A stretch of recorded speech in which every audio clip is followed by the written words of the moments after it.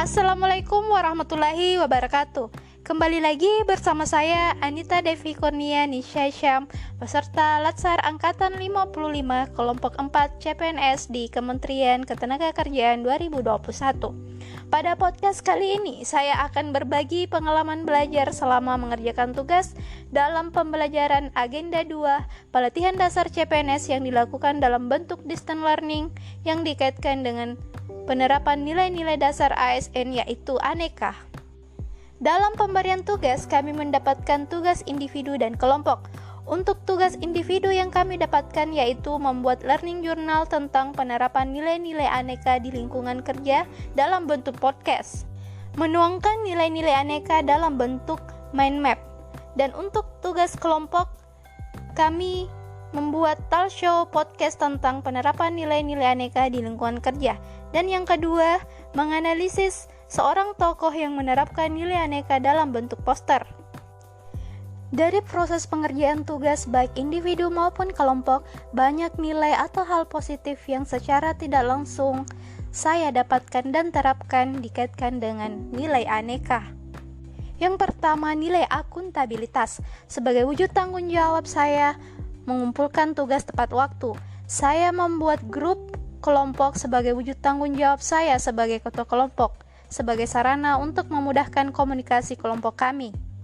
Saya mengikuti virtual online kelompok kami dengan tepat waktu sesuai dengan kesepakatan waktu yang telah kami tentukan bersama. Ini juga merupakan nilai komitmen mutu. Yang kedua adalah nilai nasionalisme. Dalam mengerjakan tugas dan berdiskusi dalam kelompok menggunakan bahasa Indonesia yang baik.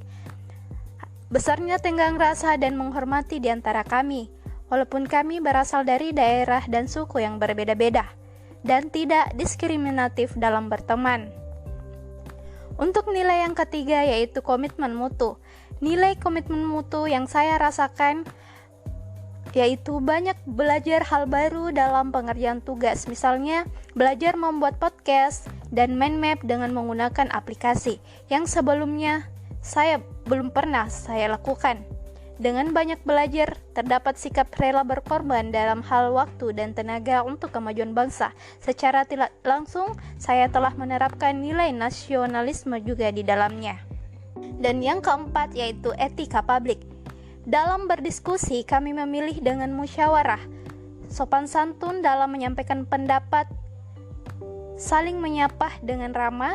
Saat sesi diskusi, saya akan berusaha memahami harapan teman atas ide yang saya sampaikan dan menerima kritik dan saran dari teman. Dan yang terakhir adalah nilai anti korupsi. Ini dimulai dari hal kecil yaitu disiplin waktu. Disiplin waktu dalam mengumpulkan tugas, disiplin waktu dalam mengikuti agenda rapat, dan memanfaatkan waktu secara optimal. Sekian paparan tentang pengalaman saya terkait dengan nilai-nilai dasar ASN. Kurang lebih mohon maaf. Semoga bermanfaat. Salam kompeten. Assalamualaikum warahmatullahi wabarakatuh.